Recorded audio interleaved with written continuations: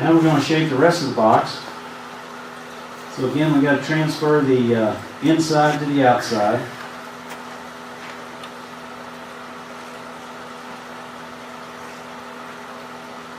You can see this is going to be the bottom of the box right there on the outside.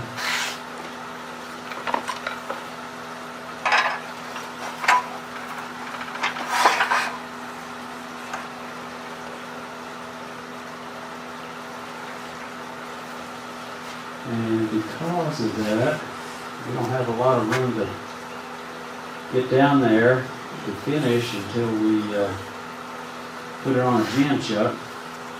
So we're just going to shape it down in that direction.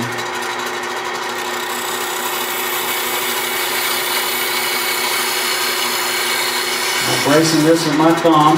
Don't want to get too zealous and jam this, have it slip off into the chuck.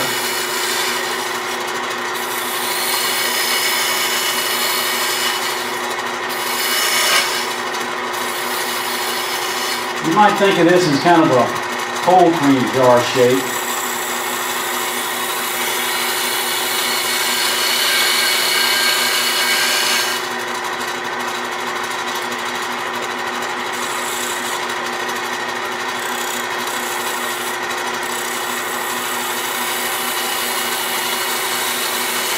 Again, I'm watching that outer edge to see the shape forming, not the point of the tool.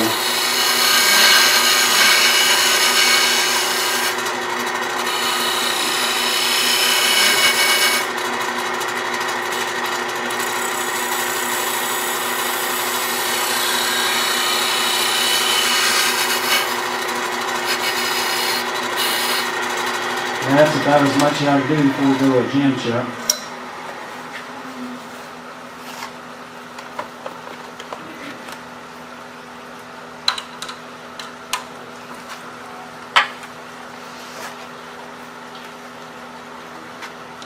So if you have a bigger blank, you can, of course, depending on your block selection, part it off and still have that.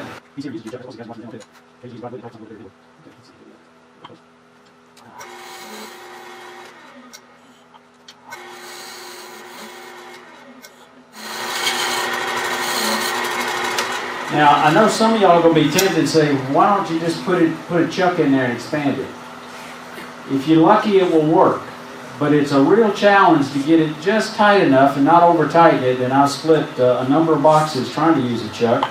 So I resort to that only when I'm in trouble, and that's the only way I can get to it, but I know I've got a risk of losing the box when I do that.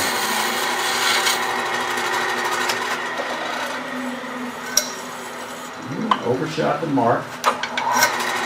Back just a little bit. See, coming back a little bit, this is what I was telling you about why we do the lid first. Now I just come back a little bit and leave a little fatter near the bottom.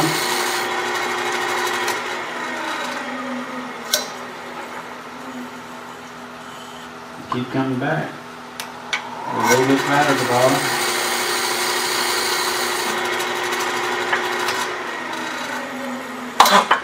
That's what happens when you try to do those turns.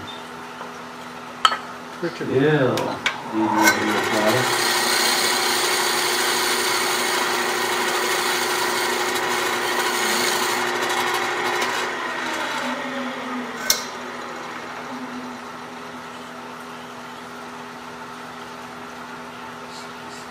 Close.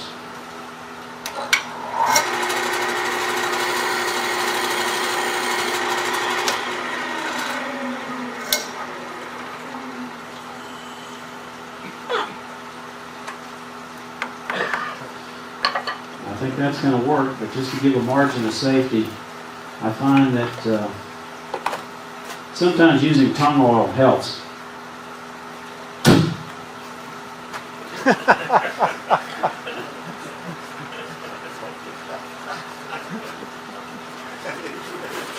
It just swells those fibers a little bit.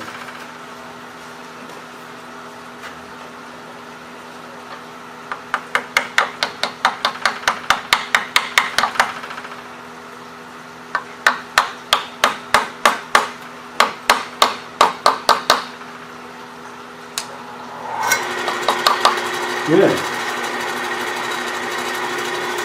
We can bring up tailstock support.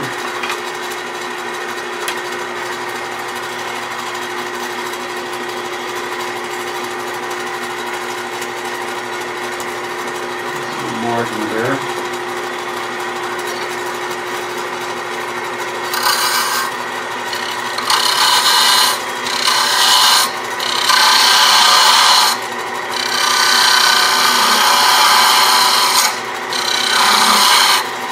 I have to lean over the tool rest a little bit, so I'm going to get this thicker detail gouge.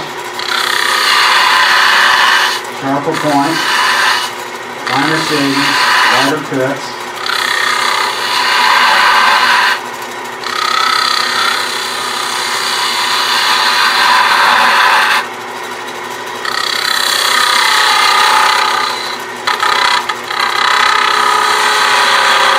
Getting a little chatter so I can tell it's not running vertically through.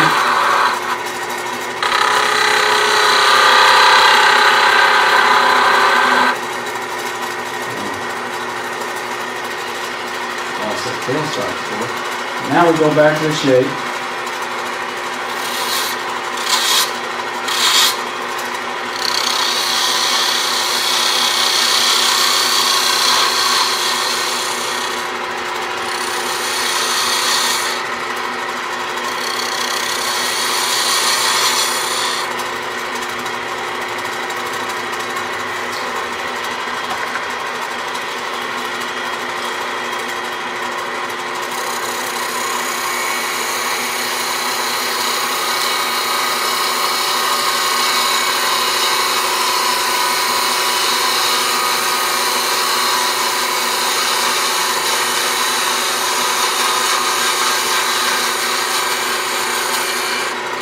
Tuck under the bottom so it gives a nice lift on the table.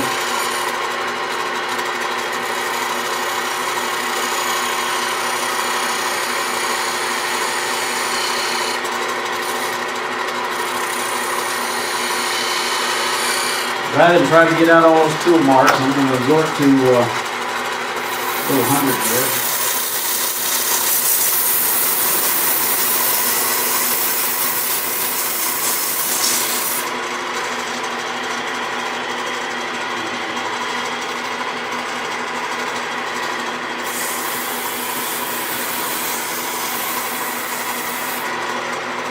Slow it down a little bit. It's heating up.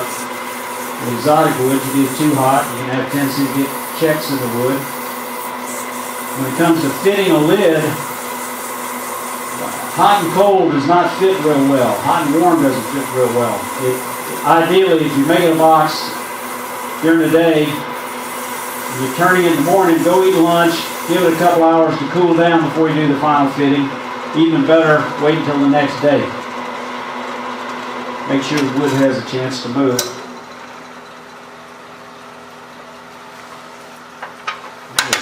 Pretty piece of cherry.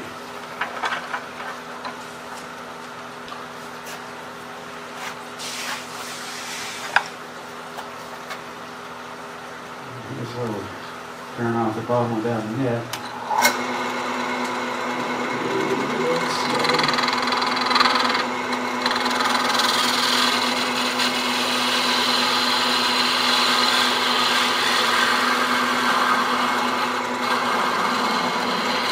Going slightly concave here? Yep, absolutely. Make it slightly concave so it'll sit on the table without rocking.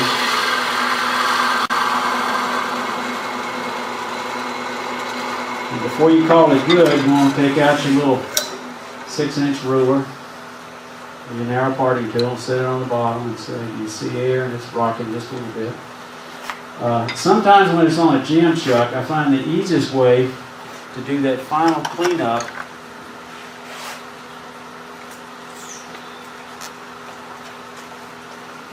is to use a scraper because you're pushing directly in, and on any grain scrapers do wonderful. Whereas coming out here you're dislodging it a little bit, but using the scraper you're pushing directly on so you're less likely to dislodge it. Very light pressure.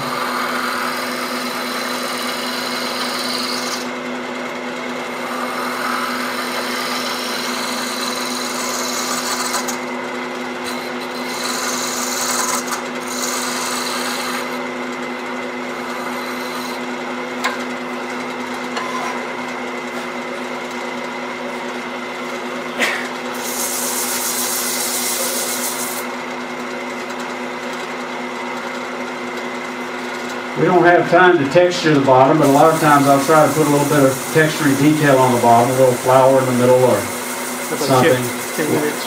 Huh? 10 minutes. Lots of different tools can do that. Actually, 10 minutes, I think we got time to. We got time. We got time to texture. All right, bring that speed down.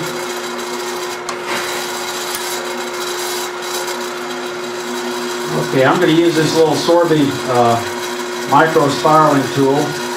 I'm not going to use a saddle, so I'm turning this thing upside down, so it's just rolling.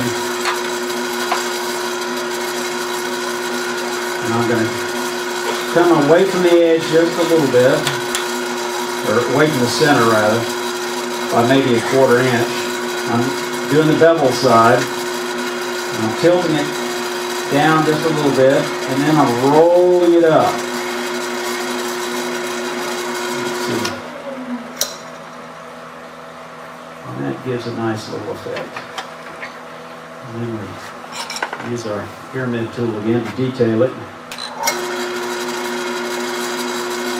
little faster.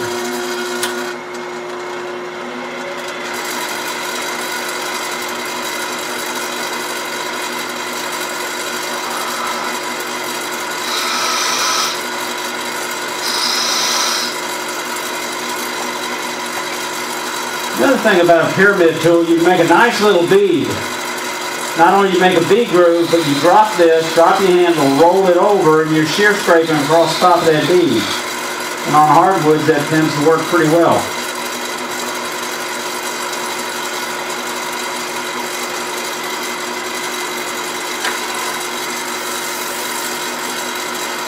I like to get in that corner, get into those beads a little bit with the corner of the sandpaper. And round over the edge.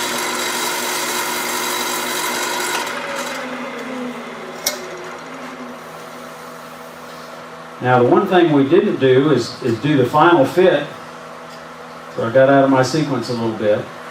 So we're going to come back and just barely touch this and hope it's running pretty true. Because it was still a little bit snug. And I've got a little skew made out of a round bar we're going to use. It'll fit in there. Actually, might be easier to use the parting tool. And we're just going to touch it and hope for the best. Turn it down to about 1100.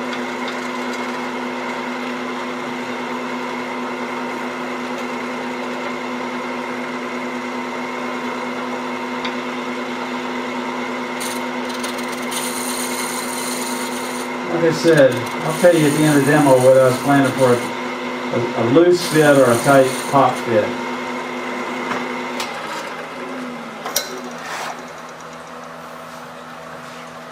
Will you finish that at all? I didn't. I normally do, unless I forget, and then I use antique oil. The tongue oil works. Yeah. Pretty tight fit. And then if the other thing you can use, if it's almost on the money, is you use a piece of kitchen towel and just mist it and slap that on there to give it a little more friction. If this is too tight, you can use just a tissue paper for something a little smaller. So you got ways of micro tuning it a little bit.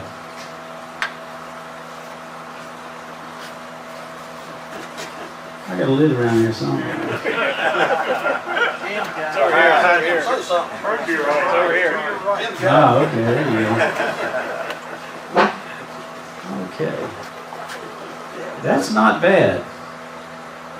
That's a one-handed fit, but it's not sloppy. If I made it the tenon in the recess a little bit longer, it would instead of been a bellied fit, it would have been a piston fit, which is a long flange. Now, the piston fit is suitable for things such as an eyeglasses case, where you got so much wooden contact, it doesn't have to be real tight, but it's got to be touching But because it's long, it gives that piston effect. You know, it's compressing the air, and it works real well.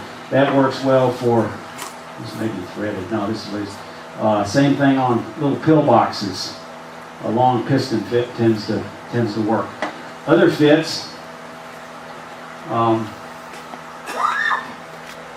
inset fit, very loose. You don't want it to be tight at all. Just drops in, contrasting wood. This is what Ray Key calls a pop fit.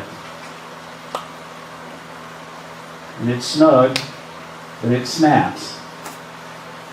And then I like to make clam boxes pretty loose. This one got a somewhat snug, but you got a lot to grab onto. So you got lots of different choices. Inserts are nice. That's another way you take a plain ordinary wood and use a contrasting hardwood, or you can do some chatter work and inset it, and that's a nice choice. You can do chatter work on the outside and use a gilt cream. It's called Rub and Buff. You can get it from Michael's or Hobby Lobby, $6 or $7 for a tube, and you can put that in, and it shows up real well on your detailing. I didn't decorate the inside of that one. There's another one that's got an insert. I didn't put it Rub and Buff. I did this. This is a practice box in preparation for this demo, so it's a very similar style, but a little texture inside. So just lots of different ways to get. You can be as creative as you want. Does anybody have any questions? I'll be glad to hang around for a few minutes if somebody's got some. Well, that's a good question. I got the one that I made, which I don't use any longer because it didn't work worth a darn. But I made a pretty good commission on the article for American Woodturner. I hope you didn't make one, because I think I might have led people down the wrong path. I've got 2 threading jigs from England. They're a little cheaper than the Baxter, and they fit on your banjo, and they pivot. I've got one that's a 16 thread per inch, and then I've got their newer model that they sell. I should have brought some flyers. It's called the Easy Threader, and it has an interchangeable lead screw. So I've got a 20 TPI lead screw for that, a 16 TPI screw, and a 10 TPI thread screw. And then I've got hand chasers. I really prefer hand thread chasing. It's just more satisfying. And I do this for fun. I'm not making a lot of money selling boxes, I assure you. So it's all about having the fun and the satisfaction. And not everybody threads, so it's just something you feel good about, developing that skill. So I've got the 20 and the 16 and the 10 for the hand thread chasing. And some woods hand thread chase okay. Some won't hand thread chase, but you can cut them on a jig. If I got a commission to do a bunch of little acorn boxes for some funeral home, I'd probably use a jig because it's more reliable, predictable. Not as much fun or challenge, but you can get good consistent threads. It's amazing how fast though you can get with threading. Where I did a jam chuck, I actually, when I thread, I make a threaded jam chuck. And you think, gosh, that seems like an awful lot of work. Well, I make it out of pine with side grain. It doesn't take the best threads, but because it's side grain, it'll hold threads better than end grain. And it's so soft, it cuts real fast. And they don't have to be perfect because the wood there's a certain amount of give to that pine when you screw it in there. So I mean, boom, boom, boom, and it's done. And then you just thread the base on there to finish.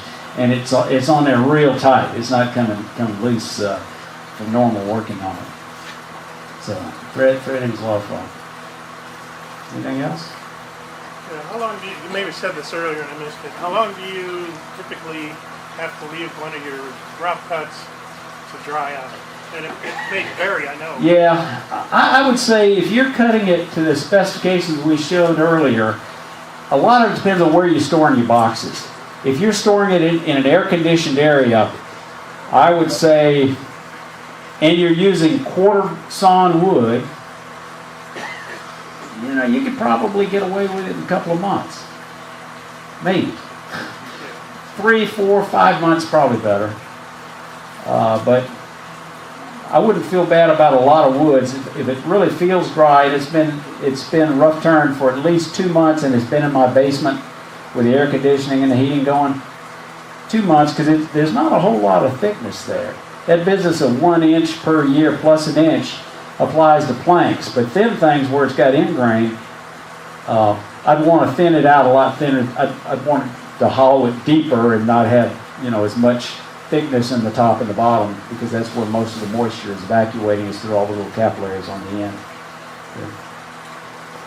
3 to 6 months.